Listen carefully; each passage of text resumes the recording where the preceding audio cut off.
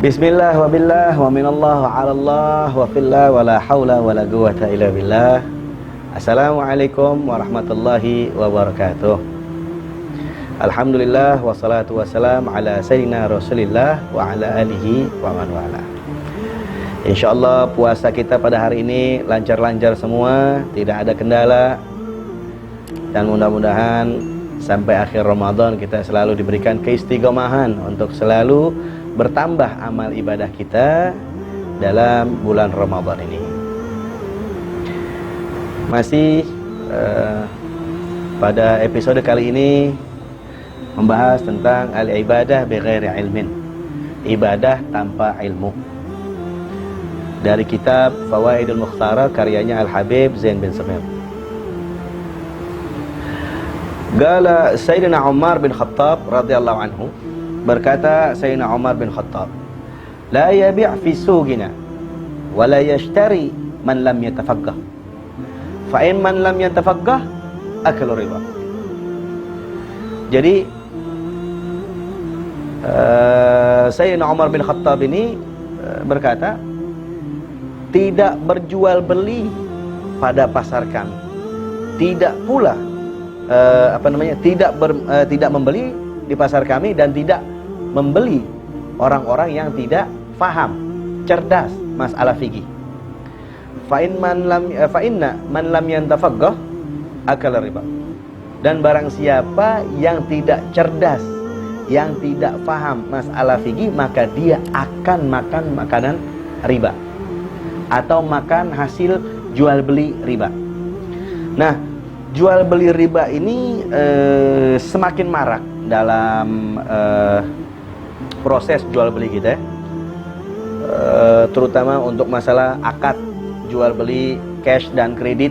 Itu jika akadnya ini tidak sesuai dengan apa yang diperintahkan oleh Allah Subhanahu wa taala atau yang sudah dituliskan dalam ketentuan Allah Subhanahu wa taala pada bab muamalah, maka dia telah makan hasil riba. Itu naudzubillah.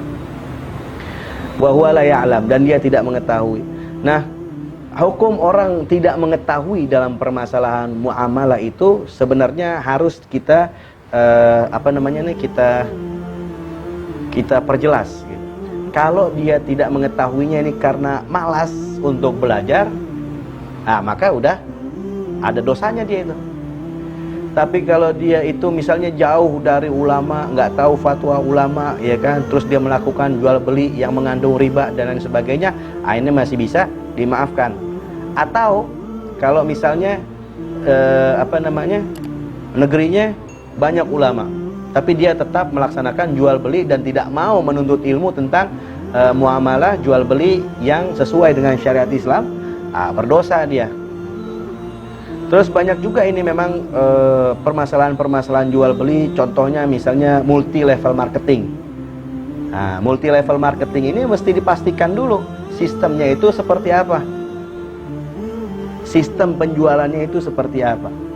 Jangan bicara langsung al-bai'u antaradin. Yang penting yang namanya jual beli itu atas dasar suka sama suka, atas dasar ikhlas sama-sama ikhlas gitu. Enggak. Kita harus perhatikan bagaimana sistem berjalannya MLM tersebut. Nah, sekarang kalau misalnya tidak ada pengaruh riba di situ, tidak ada yang dirugikan di situ, silakan. Cuman yang jadi menggelitik di dalam sistem MLM ini, kalau misalnya yang di atas nih udah dapat, misalnya nih member di bawahnya, ya kan? Nah, membernya di bawah ini dapat membernya lagi di bawah. Nah, si yang di atas ini tetap mendapatkan hasil. Istilahnya di situ apa namanya?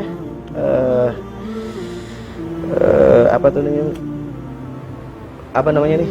Kalau misalnya dia dapat tambah kerja sesuatu, passive income gitu. Dia model passive income gitu.